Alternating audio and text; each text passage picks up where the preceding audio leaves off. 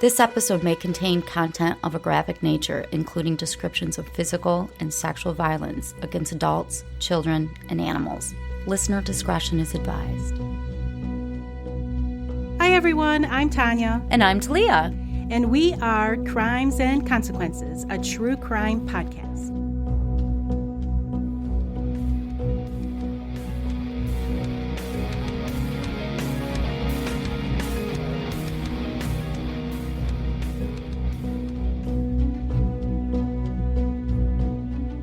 Hi Talia. Hi, Tanya. How are you today? I'm doing great, and you? I'm doing pretty good. Sweet. We're coming off the high of CrimeCon. That was awesome. That was really fun, and I'm glad we had a chance to meet everyone. Thank you for everybody that stopped by our booth and we got to meet you. That was super cool. Before I tell you today's story, I would just like to remind everyone to hit the subscribe or follow button if you could. And with that, I'm going to tell you a little story about Darren Mack. Well, I can't wait to hear that, but I do have to reach out to Baby Bell 65 and let her know at the end of this episode. I'd like to go over a few things about her review. But I'm not going to be mean. Okay. I'm just going to clarify some things that I think she's misunderstanding. Okay. Darren Mack graduated from high school in 1979 at the age of 18. After high school, he attended Barstow Community College in California on a baseball scholarship. He didn't last long in Barstow, and within a year of his enrollment, he was recruited by a baseball coach from the University of Nevada, which meant he could return home to Reno and live with his parents while he went to college. Nice. Darren's parents spoiled him, so he didn't mind much going home. His parents, Dennis and Joan Mack, were wealthy, owning a large pawn shop in Reno. It was called Palace Jewelry and Loan. Due to their financial success, they indulged teenage Darren, giving him a brand new sports car to drive and designer clothes to wear. In 1982, Darren was permanently injured and couldn't continue his baseball career at the University of Nevada, so he decided to drop out and work full-time at the family business. What happened to him? I don't know. He was injured. At only 21 years of age, Darren became the new store manager, and he convinced his parents to allow him to run the store while they retired to nearby Palm Springs. Darren recruited his cousin Corey to move to Reno to come work for him as his right-hand man. While Darren ran the store, Dennis and Joan split their time between Reno and Palm Springs, enjoying golfing and mixing with the upper crust of Palm Springs society. That's a nice life. Right?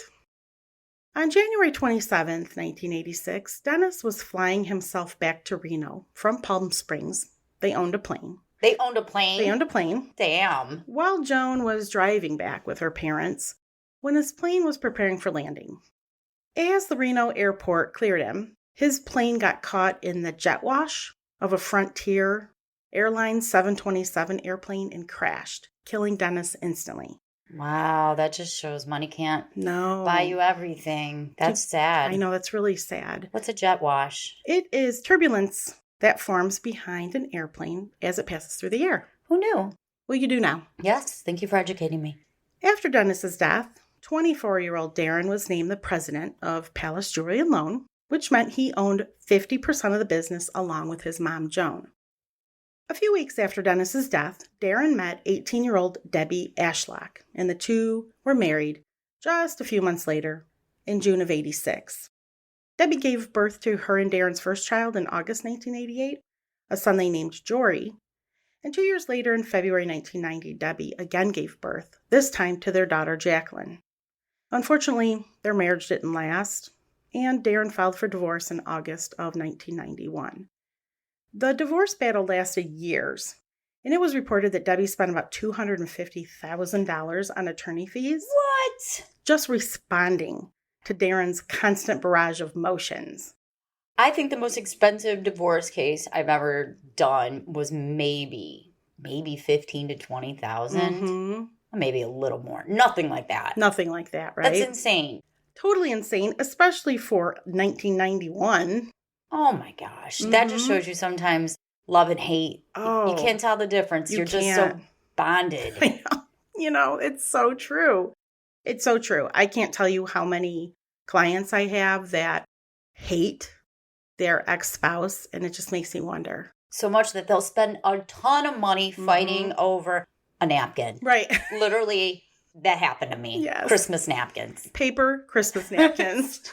They weren't even cloth. I know. You could just go buy some. That's what the other attorney said. Listen, I'll give you $1 for them right now to end this. Eventually, they did agree to share custody of Jory and Jacqueline, with Darren paying Debbie about $1,000 a month in child support and $2,300 a month in alimony for 5 years. Newly single Darren started working for Landmark Education, which produces personal development programs, like they conduct seminars all across the country, or at least they did at this time. What happened to the pawn shop? He still has the pawn shop, but he's also doing this. During one of his trips to Los Angeles, Darren met Charla Samsel, and he was smitten immediately. Charla was a beautiful young woman and was the same age as Debbie, Darren's former wife. Charla and Debbie actually went to the same high school. They were in the same sophomore class, but they weren't friends. Charla was living in LA hoping for her big break in the entertainment industry. While waiting for that big break, she worked as a waitress at an upscale restaurant, and one day, Arnold Schwarzenegger was seated at one of her tables. He was enamored with young Charla and kept coming back to the restaurant to see her, and eventually he asked her out. Shut up. I know. Shut up.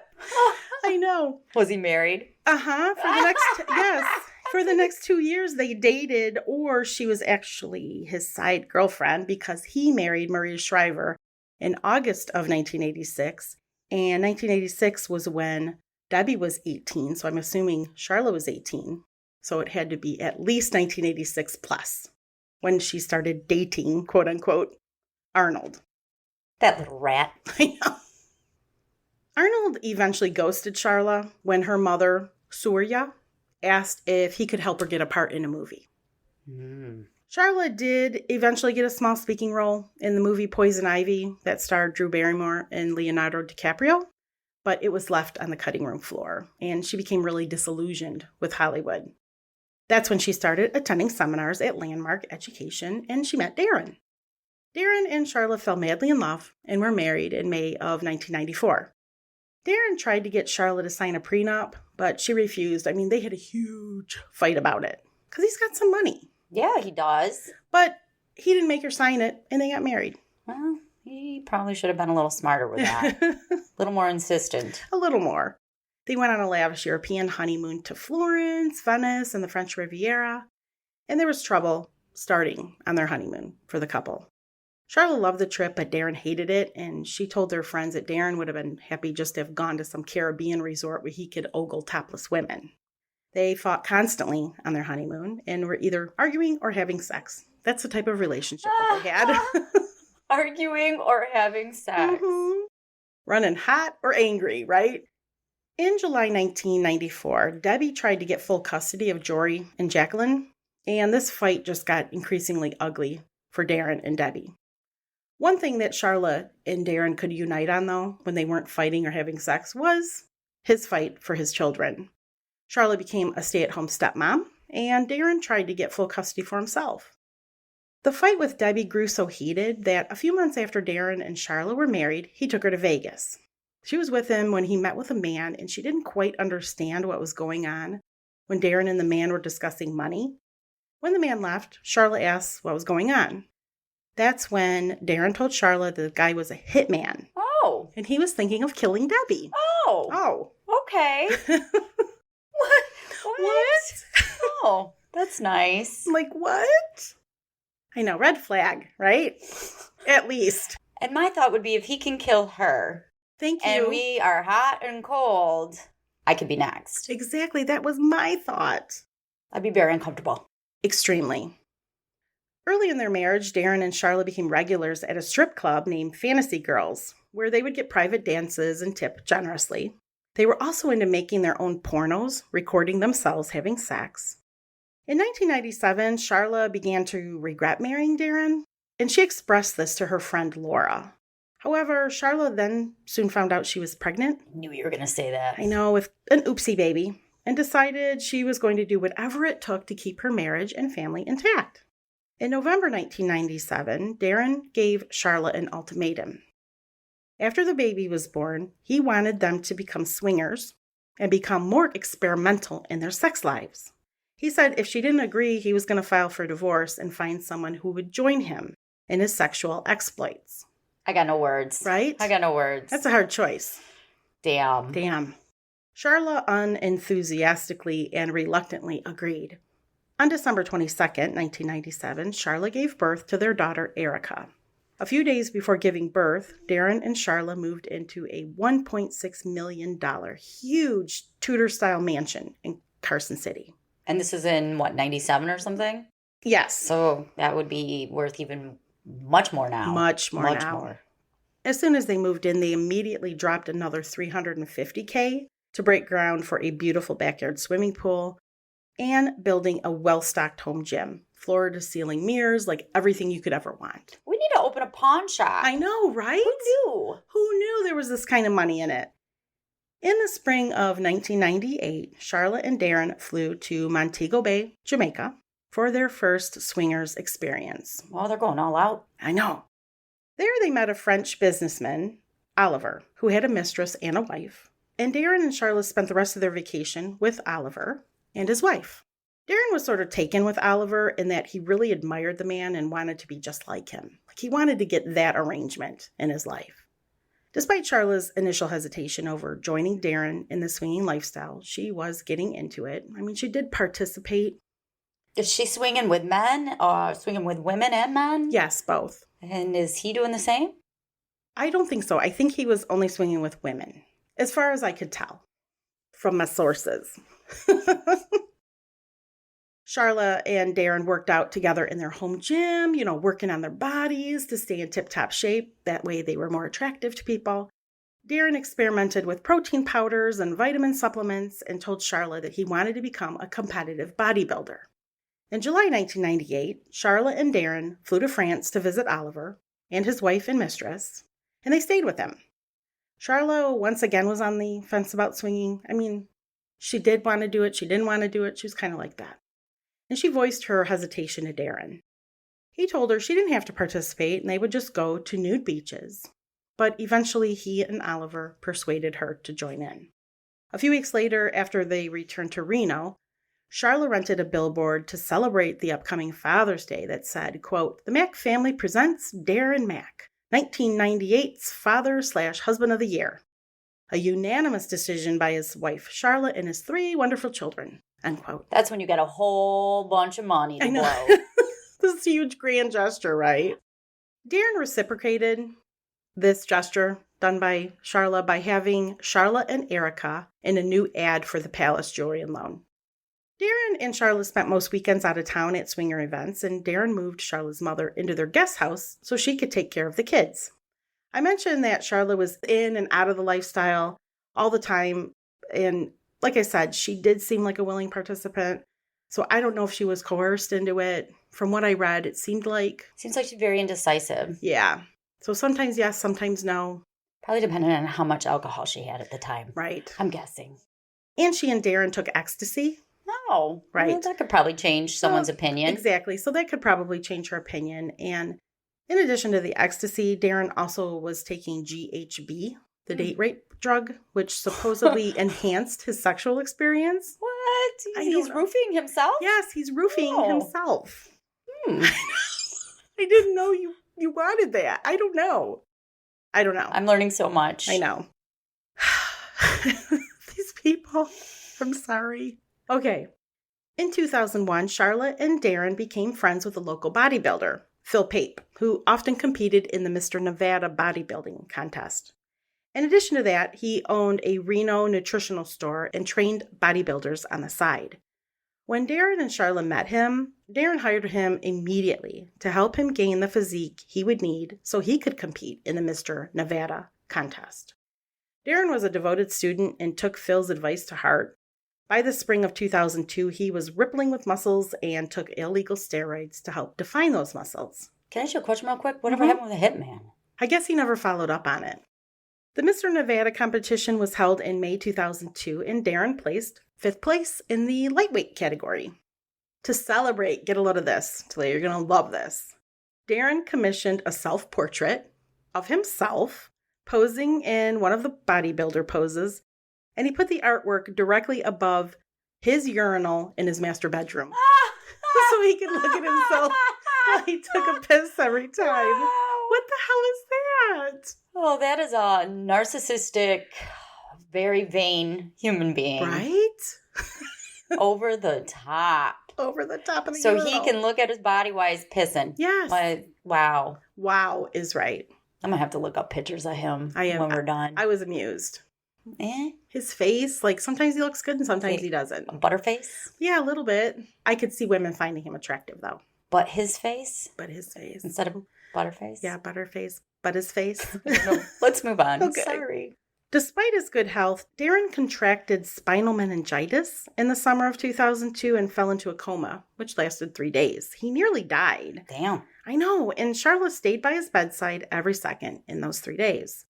It took him several months to recover, and when he was fully well, he told Charla that his near-death experience gave him an epiphany. Oh, shit. Yes. He needed to experiment further sexually and wanted to bring women into their home, emulating their good friend Oliver, the Frenchman. I thought you were going to tell me you found Jesus. No, girl. Not even close. No, he's going spiraling down the sex addiction hole further and further. Charla refused. She's like, okay, there has to be something to say no to, right? She said, your daughter lives here. Think of your family. But eventually she did allow him to do whatever he wanted. And she told her friend Laura that she was physically afraid of Darren. Charla described an argument to her friend where Darren had choked her after flying into a rage about something. And it could be due to steroids if he's still taking them. Also, I think if you get spinal meningitis, it could affect impulse control. At least that's what I read. Could be that he's just a dick because he was looking at hiring a hitman years earlier. That is true. That could possibly be that too. 2 weeks after Christmas, Charla moved out of their home, and for the next 6 months, Darren was living it up, going to swinger parties out of town, just basically doing whatever he wanted. All Darren cared about was sex. And himself. Oh, yeah, and the pawn shop suffered. He was supposed to be running it, but he's off doing whatever the hell he wants. His first wife, Debbie, was awarded $2,000 in child support a month, and their custody battle continued. Darren begged Charla to come back home, giving her a big, fat diamond ring and telling her he couldn't live without her. He spent the next few months convincing her to come back, which she did, and by October, they were in Jamaica back swinging together at Hedonism 3. Is that what it's really called? Mm-hmm. I know. Okay. Hedonism. The bloom on that rose didn't last long, though, Talia. By Christmas, Charla and Darren weren't talking to one another. Charla had gone to Los Angeles soon after moving back into the home, leaving Erica alone with Darren. While in his care, Erica burned her hand, and Darren didn't care for the wound properly, so it got infected. Well, this is pissing me off. I know. When Charla got home, she saw Erica's infected hand, and she's like, what the fuck, Darren? Like, you're neglecting our daughter. And Darren resented, saying, he was neglecting Erica, so they just stopped talking to one another. But seriously. And Erica's like 5? Yeah, and Erica's about 5. 4 to 5.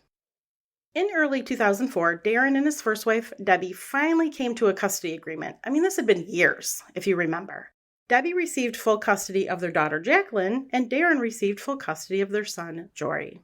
In May of 2004, Charlotte told her friend Laura that Darren wanted her to move out and that he had come up with a 5-year plan. Get a load of this. He would have Charla move into an apartment with Erica, which he would pay for, leaving him alone in their home to do whatever he wanted. Charla wasn't allowed to date during those 5 years Stop that. or see anyone sexually. Oh. And she also had to be available to Darren if he wanted to have sex with her. Then after 5 years, Charla and Erica could move back into the home and they would continue with their marriage. So it's a break. He wanted a 5-year break. That's the most fucked up thing I've ever heard. I know, but divorces. she couldn't do anything. He could, I got that. Yeah, he could run around and do whatever the hell he wanted. So Charla refused, as probably every woman would, saying, there's just not a snowball's chance in hell that I'm going to do this. And they went to a marriage counselor. And after that, Darren decided to move out of the house. Soon after moving, Darren and Charla met for dinner to try and work out a financial agreement because this marriage is downward spiraling. And he wanted to avoid hiring a divorce lawyer and paying expensive legal fees. I mean, he's already done that once. Charla wouldn't agree to anything, though, until he provided her with information on his financial assets. And at this, he flew into a rage. He got in her face, just seething with anger. And he said, if you don't take this deal, I will crush you. Both Darren and Charla eventually hired attorneys. You would have to with so much assets. Oh, for That's sure. just not something you want to do on your own. No, and she wasn't ready to do it. And I'm sure he was trying to shortchange her. They didn't file divorce right away, though. They just started having this bitter email war. Charla emailed Darren in October when she found out he changed the address on her cell phone bills, and he did it so he could monitor who she was calling. I mean, he still wanted to keep control of her. He noticed that she was calling this one particular man, and then he would call every number on her cell phone just to see who she was talking to. He accused her of cheating on him. Darren continued going out of town for swinger weekends, and he didn't bother to change his password to swinging websites so Charla could see everything. Charla also realized that Darren was having his mom, Joan, care for Erica during his excursions, which she wasn't happy about, especially when she also realized he was lying to her about where he was going. I mean, just drop Erica off with her. Before I tell you more, let's take a break.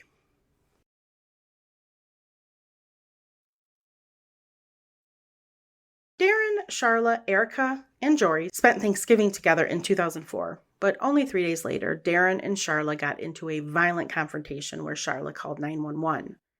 She told the dispatch operator that Darren hit her in the eye and tried to strangle her. He grabbed her by the neck, and she was afraid he was going to kill her. When the police showed up, they did nothing, and later Darren would say that it was Charla that attacked him. Unbelievable. I know. Unbelievable. After Charla called the police on him, Darren got back at her by not allowing her to see his children, despite her being in their lives since they were small. I hate it when they use the children. I know.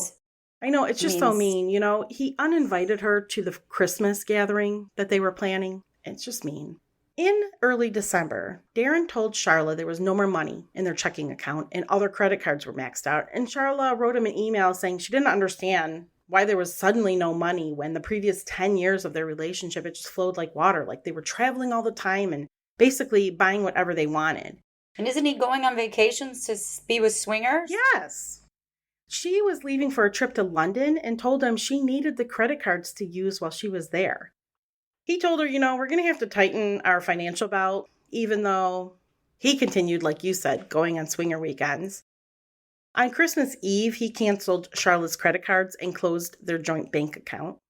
2 days after Christmas, Charla called the bank to try to take out some money for her London trip and was refused, which caused her to burst into tears.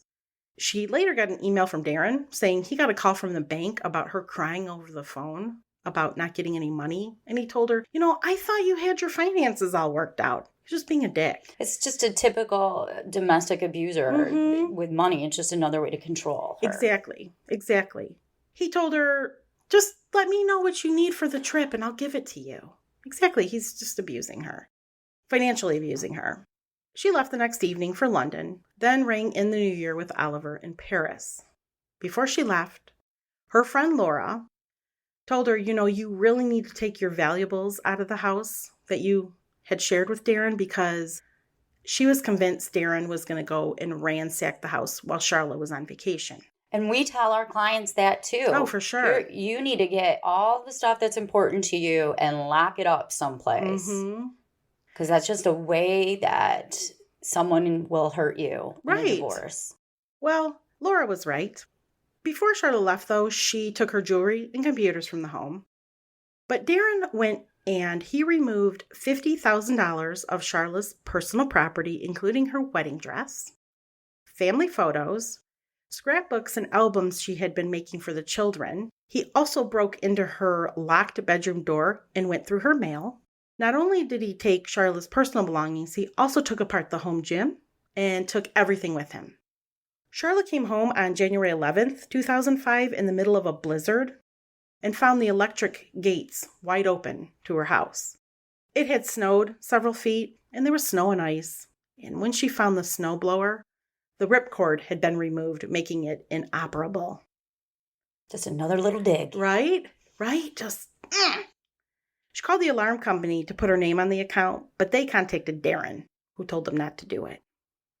Darren continued to exercise his financial control over Charla by refusing to pay for Erica's therapy, orthodontist treatments, and also threatened to cancel Charla's cell phone. This is so cliche for us, isn't it, Tanya? I know, this was... Almost every other case is something like this in our divorces. God. It just brings out the ugly. I know. I was fascinated by this case, being a family attorney, just because I'm like, yep. I've seen stuff like this. Check. Hopefully they don't have any animals, because that always comes into play. No, I don't think they did have any pets. She had to beg him not to cancel her cell phone. And in January, he also gave her an offer of support for $1,000 a month, which she refused. She's like, come on, seriously? In January 2005, he disclosed his financial information to Wells Fargo to secure a $500,000 line of credit for himself. He told the bank that he and Charla were worth more than $12 million, and he alone was worth $10.67 million. He then closed his and Charla's remaining joint bank accounts and refused to pay her visa, claiming to her they had no money. On February 7th, 2005, Charla finally filed for divorce. Darren celebrated by spending the weekend at the Bunny Ranch with some buddies. That's that ranch where it's legal in Nevada, right? Yes, it's a brothel. Oh, thank you. You're welcome. It's a brothel. A legal brothel. Charla's divorce attorney filed just a ton of motions. They claim that Darren made about $40,000 a month, or $500,000 a year. She needed $25,000 per month in family support. Wow. I know. And that's what she was asking for. And $13,000 of that just went to the house payment and maintaining the home. Darren claimed he only made $5,000 a month. I mean, he was hiding assets. I'm going to tell you, he did all kinds of shady shit. He had his mother take over his control of the pawn shop, and he just hid assets. A week after Charla filed for divorce, Darren filed for a personal protection order against her, claiming she was physically and emotionally abusive, stating she told him she was going to kill him if he ever tried to divorce her, which I thought was kind of odd because she filed. She filed. He wrote in the petition, quote, "I am in terror of Charla. Coupled with her mental state and her excessive use of alcohol, I believe totally she will make good on her threats." After Darren filed this, Charla just grew terrified of him because she said if he will do this, then she was really afraid for her life.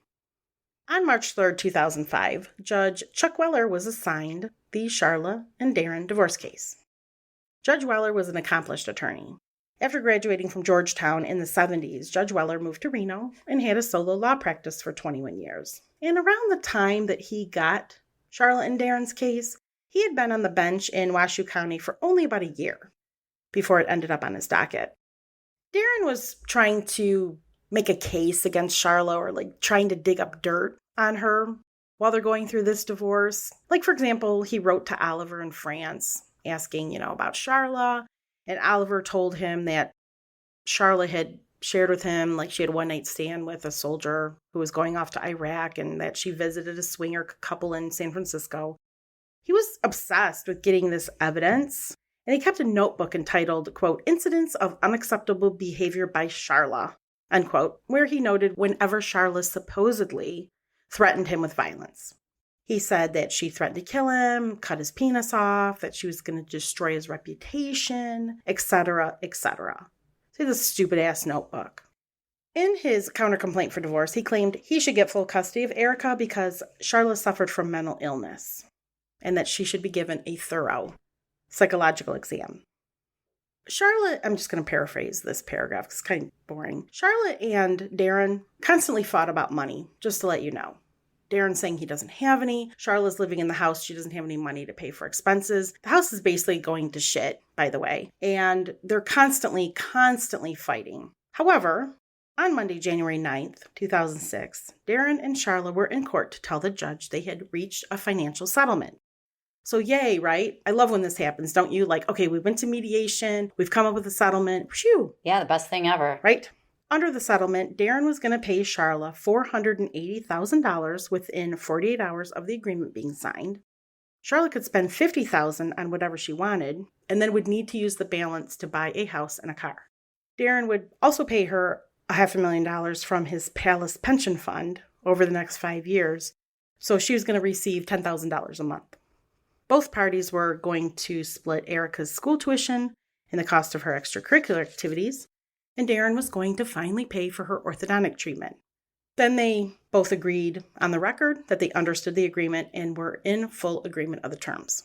Well, Darren filed a motion in late January saying he'd been coerced into making the agreement with Charla by his attorneys, and he wanted to start over. Which was, come on, man. He files this. Charla's attorney files a motion to enforce, so now Judge Weller has to make this decision. Is he going to enforce this agreement or not? He should. Darren went on the attack. As they were waiting for this decision from the judge, he went on the attack against Judge Weller. He met with a group who worked to smear the names of judges and politicians. They made a post against Judge Weller that included calling his courtroom an act of terrorism. They compared him to Hitler, that he wasn't going to fight for fathers' rights, and that he punished fathers. Judge Weller did read these posts. That's a little over the top. I know. What the hell? And you had a bad review on Google or something. I know, right? To do all that. Judge Weller did get a little afraid because he had received death threats in the past. And after he poked around, he found out that Darren was behind the attacks online. That's not a way to win favor with a judge. No. But Darren went full force. He was going to take down Judge Weller. He wanted to file a judicial complaint against him and have a local TV station expose his corruption. And Darren did contact a television studio and met with a reporter. Darren told him about what he wanted. You need to do an investigation on Judge Weller. He's corrupt, blah, blah, blah. And the reporter was like, I'm not going to do it. I refuse, because it takes a ton of time to do some sort of investigation like that. And good luck trying to find people that are willing to expose the judge that are close to him. They're not going to say anything. No, and plus, he didn't do anything. Yeah, that's right. He's not corrupt. I mean, from all I could tell, he wasn't even corrupt. I forgot about that point. Yeah, he didn't even do anything wrong. Darren was crushed by this. I mean, he was really hoping, he's just going to stick it to Judge Weller. Well, guess what Judge Weller decided? As you said, he should enforce the judgment, and he did. He determined that their agreement was binding and that Darren needed to pay Charla that $1 million as agreed. Was it a settlement? Was it the settlement or the JOD? It was a financial settlement because they haven't come up with a custody settlement yet. So the divorce is still going on. When Darren left the courtroom, he locked eyes with Judge Weller, who later described the look made him very uncomfortable. He said Darren gave him a look of death. He's like, oh, shit. After the hearing, Darren didn't stop harassing Judge Weller. He found out where he lived with his wife and family, and Darren took a classified ad out in a free newspaper called The Big Nickel. The ad stated that the judge's wife was auctioning off a very valuable Harley-Davidson motorcycle at 7 a.m. the following Saturday. The judge's phone number and directions to his house were included in the ad. And as sure as shit, the following Saturday, May 27th, tons of bikers showed up at Judge Weller's house at 7 a.m. Oh, Darren is such a dick. I know. I can't get over this. I know. It's so horrible. It's so terrible. God. I know. Despite the order of the court, Darren told Charla he wasn't going to pay her the $1 million. They just got into a screaming match about it. And he said, you're never going to get your money. And she said, well, I hope you really like jail. Yeah, because that's where he's going to go. Yes. And that was Darren's breaking point. And in June, police believed that's when he decided he was going to solve all his marital problems by killing Charla, Judge Weller, and Charla's divorce attorney, Sean Meador. Wow. I know. He rented a Ford Explorer on Wednesday, June 7th.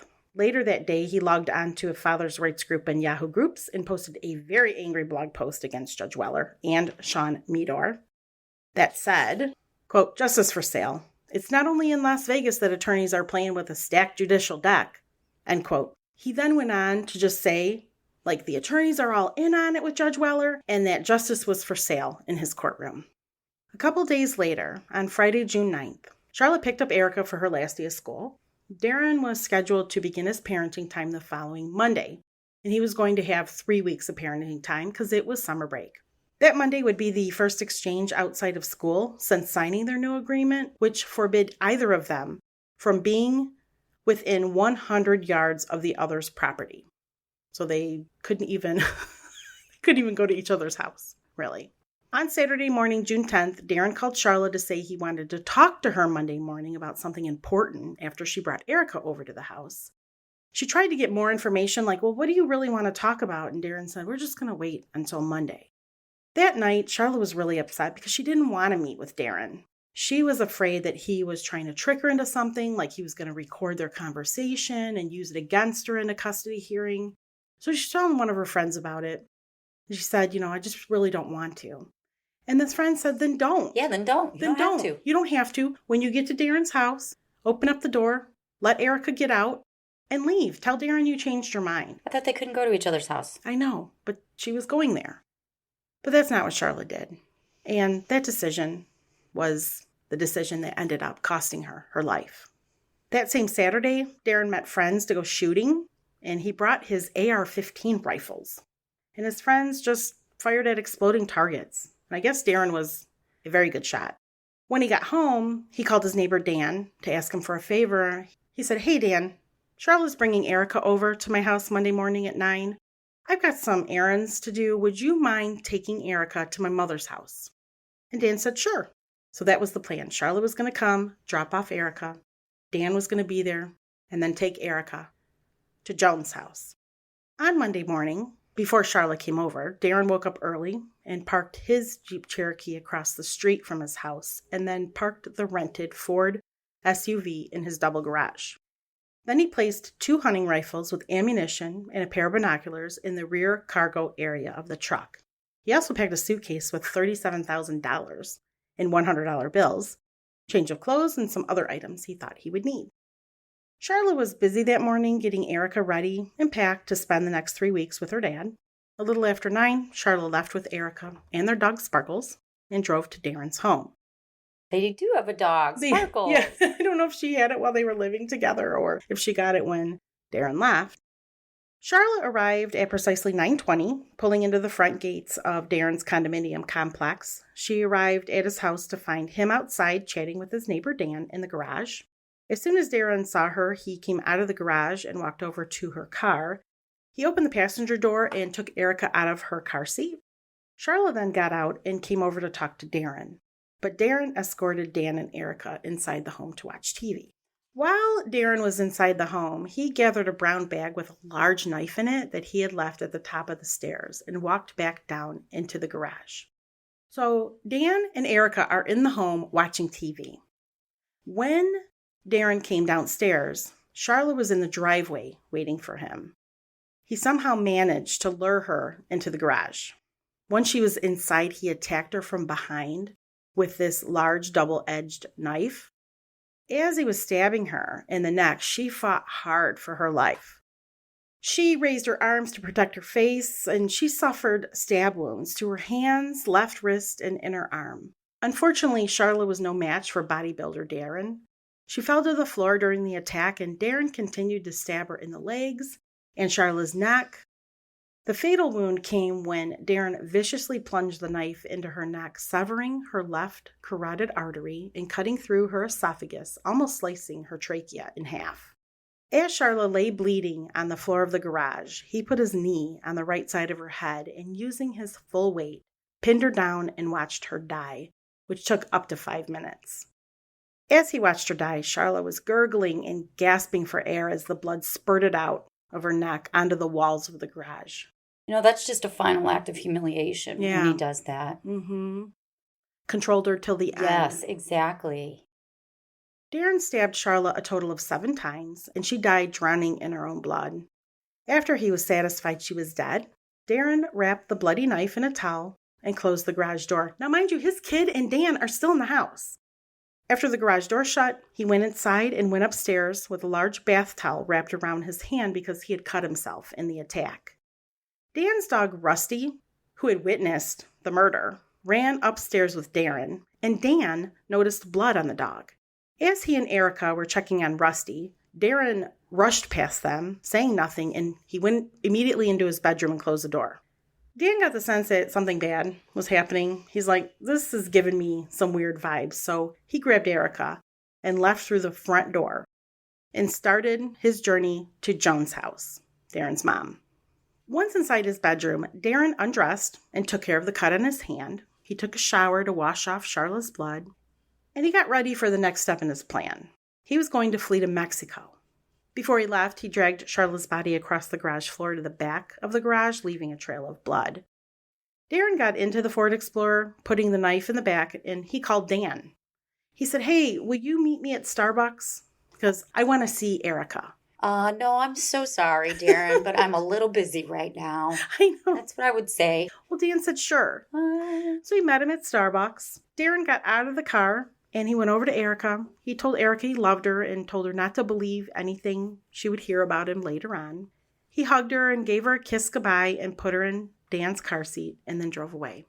Dan drove to Joan's house and dropped off Erica. While he was there, he told Darren's mom, he took her aside and he said, "I think Darren's done something to Charla, and when I get home, I'm going to call the cops," which is exactly what he did. After kissing Erica goodbye, Darren's next intended stop was to be at Sean Meador's law office, but he changed his mind at the last minute. Instead, he drove to a parking lot that had an unobstructed view of Judge Weller's third-floor judge's chambers. On the way there, police believe he disposed of the knife and Charla's bloody clothing. When he got to the parking garage, he backed the SUV into a spot and set up his equipment in the hatch, like in the back of the Ford Explorer. He loaded his rifle and focused the high-power binoculars on Judge Weller, who at that moment was talking to his administrative assistant, Annie, in his chambers. And just to give you an idea how far away Judge Weller's office was, it was about 200 yards, the equivalent of about 2 football fields. So it's a little far, but he's got a scope and he's a really good shot. At 11:05 a.m., he pulled the trigger, shooting Judge Weller in his chest. I can't believe he hit him. I know. This is crazy. Initially, when Judge Weller was hit, he thought his cell phone had exploded in his shirt pocket, but then he looked down and saw the blood spreading. His assistant ran out of his office as he screamed, "I've been hit!" Judge Weller dropped to the floor and crawled over to the door, remembering all of the internet posts that were talking shit about him, and he feared for his family's safety. He screamed to Annie, "Call my wife, get my family out of the house." When Annie ran out of the judge's chamber, she ran right into Sergeant Tim O'Connor of the Washoe County Sheriff's Office. Sergeant O'Connor and another deputy went into the judge's chambers to check things out, and they found the judge crawling on his belly. He had blood on his face and on his glasses, so they grabbed him and pulled him out of the doorway. Annie called Judge Weller's house and told his wife that the judge had been shot and to get the girls out of the house. In the meantime, the officers evacuated the building, afraid there was a sniper on the loose in downtown Reno. But there was. Yeah. Judge Weller managed to borrow a cell phone, and he called his wife, saying, "I've been shot, just drive anywhere," is basically what he told her. He goes, "Don't even tell me where you're at, just leave. You need to get to safety." 2 paramedics arrived, and along with another deputy, they administered first aid to the judge and took him to the hospital. Before he left, the deputy asked Judge Weller if he had any idea of who could be behind the shooting. The judge told him they should look for Darren Mack, getting the first names mixed up with another case he was working. Detectives interviewed Annie, who suffered minor injuries caused by bullet fragments, and she told the detectives about Darren Mack, also naming a few other people like, okay, it might be Darren, but it could also be these few other people. Judge Weller suffered 5 wounds in total in his chest caused by the shooting. So was it a bullet that, once it's inside you, kind of, spins around and... Yeah, I think there was fragments. Yeah, okay. Yeah, there was also bullet fragments. So the wounds that he suffered measured between 1 and 5 centimeters, and there was a large piece of shrapnel embedded in his lower left side. It took 40 stitches to close up his wound. And 1 piece of shrapnel was left inside his body because it was just too big to retrieve. Judge Weller survived the shooting. After he was released from the hospital, he went into hiding with his family, and they were put under 24-hour armed police protection. As police drove to Darren's condo, he crossed into California, arriving at Sacramento International Airport. He parked the Ford Explorer in the airport parking garage. He previously had purchased an airline ticket to Mexico a few days earlier, but noticing the very heavy cable TV coverage of Judge Weller's shooting, he decided to stay away from the airport and instead drive to Mexico. After police found Charla's body, they searched the home. And besides discovering ammunition, they also found explosive material used to make bombs. What? I know. What is he doing? I know. Was he going to bomb her car or something? He's a sniper, and now he's making bombs. He's lost it. Right. Like, was he going to car bomb the judge? Like, I can only imagine. Darren made it to Mexico, crossing into Tijuana sometime around midnight. He took a bus to La Paz under the alias of Steve Santini. And when he got to La Paz, after traveling about 20 hours, he went to a beach and golf resort that he had visited previously for a swingers event. He was recognized at the resort, but the man who recognized him didn't report it until the next day when he got home. And by the time the FBI arrived at the resort, Darren was long gone. And let me just tell you, he was picking up women at the resort too. Why not? Why not, right? I mean, he's a complete douchebag, so I'm not surprised at all by it. Me either. Darren remained on the run for a total of 10 days. In those 10 days, he was featured on America's Most Wanted and the FBI's Most Wanted website. He eventually pled guilty to first-degree murder of Charla, and he entered an Alford plea for the charge of attempted murder for shooting Judge Weller. And for everyone who doesn't know what an Alford plea is, that's when the defendant admits that the evidence presented by the prosecution would be likely to persuade a judge or jury to find him guilty beyond a reasonable doubt. So it's not exactly saying you're guilty, it's just saying that the evidence sure makes you look guilty. Darren attempted to withdraw these plea agreements that he made, saying he was coerced by his attorney. There we go again. And that his signature was forged. Come on. Mm-hmm. Really? He claimed he killed Charla in self-defense. Oh, shut up. Mm-hmm. She came after him. Yeah. Yeah, she attacked him in the garage with no weapon. It was all his. And then he went and shot the judge. That's what I was just going to say. I know. That makes complete sense. I know. It's so stupid. Of course, the court rejected this, and the judge sentenced Darren to life in prison for murdering his wife. He also gave him a maximum sentence of 40 years, with parole eligibility after 16 years for the attempted murder of Judge Weller. The sentences run consecutively, and Darren is eligible for parole after serving 36 years of his sentence. In March of 2008, a Washoe County jury delivered a $590 million settlement against Darren in the wrongful death lawsuit of his wife, Charla. $560 million of that was awarded to Erica, with the remainder going to Charla's estate. Darren continues to appeal his convictions and the wrongful death award, claiming he has no money left and that the plea was coerced. I mean, he's not giving up that. Judge Weller filed a personal injury lawsuit against Darren, seeking compensation and punitive damages. I don't know what happened to that lawsuit. I tried to find out, but I didn't find anything. After the shooting, Judge Weller studied court security and domestic violence extensively. He received a master's degree in judicial studies, writing about court security. He wanted to understand why the Darren Mack case happened the way it did and what he could have done to prevent it. Besides having bulletproof windows, there's really not a lot as far as security goes, because he didn't even enter the building. Right. He did say, though, he didn't recognize warning signs that he would now recognize maybe. Maybe the way they acted in court. I know. I don't know. Not go to work? Yeah. I mean, what do you do different? That's true. That's true. I don't know. That's a good question. Judge Weller retired from the bench in 2020. Erica graduated from high school in 2016. Charla's mother, Surya, moved to West Africa. She shared custody of Erica with Joan, Darren's mom, until Erica reached the age of majority. Jory Mack believes his father killed Charla in self-defense, and he lives with his grandmother, Joan, and operates several businesses. One, I believe, is a car wash. What does he think his dad did in regards to the judge? I know. He didn't say anything about the judge, but he believes it was self-defense. You don't want to believe that about your dad, right? Absolutely don't. I'm sorry, but facts are facts. Jacqueline Mack graduated from UC Berkeley and is a school teacher in the San Francisco Bay Area. Who's Jacqueline Mack? His daughter, Jory and Jacqueline. Oh, from the first marriage. Mm-hmm. Okay. Joan and Darren's brother, Landon, run the pawn shop. And that's the end of my story. That is crazy. I know, right? Crazy. I was fascinated with this story. I remember hearing about it years ago. And I'm like, wow, he shot the judge too? I remember it when it happened on the news, but I didn't know anything about all this. So the source that I used mostly for this episode was a book by John Glatt called Love Her to Death. I also supplemented my research with some articles that I will post everything in our show notes. I feel bad for Charla because it really terrible. does appear that she was a victim of domestic violence, obviously. Right. It's just sad all around. And he wasn't going to let her go. He didn't want to give her anything. And he figured the best way to keep his money was to kill her, I guess. I just don't know how he thought he was going to get away with it. I know. Kind of missed that whole part in his plan. I guess he thought when he got to Mexico it would all be okay. That's so cliche. I know. He would elude the authorities. Going to Mexico. I know. They wouldn't tie it to him at all, even though her body was on his garage floor. I mean, come on, man, right? His daughter could have seen her mother slaughtered. Yes, she could have. I mean, she could have ran out into the garage at any second. Before we go and do our final wrap-up, we have some shout-outs. Let's do some shout-outs.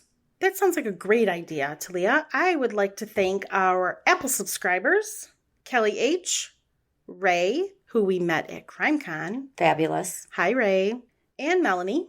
And then along with our Patreon supporters, Annalise H., Nina C., Lisa C., Mercy O., Leanna G., Jessie L., Debbie R., Lakin D., Brittany W., Gyla B., Rochelle D., Nicole B., Brent N., Terry B., Cindy T., Samantha M., Jane P., Natasha B., Charisse C., and Karen M. Oh, and I'd like to clarify. We also have a patron named Tommy, and I may have said Tammy, so I'm correcting that now. We have one other shout out, don't we, Talia? Yeah, so at CrimeCon we met one of our fans, Erica, and I told Erica that I would totally give her a little plug. She's got an Instagram account. The handle is TrueCrimeRN, and she offers suggestions on podcasts, such as ours, books, book reviews, and true crime stories. So that's a little plug for Erica.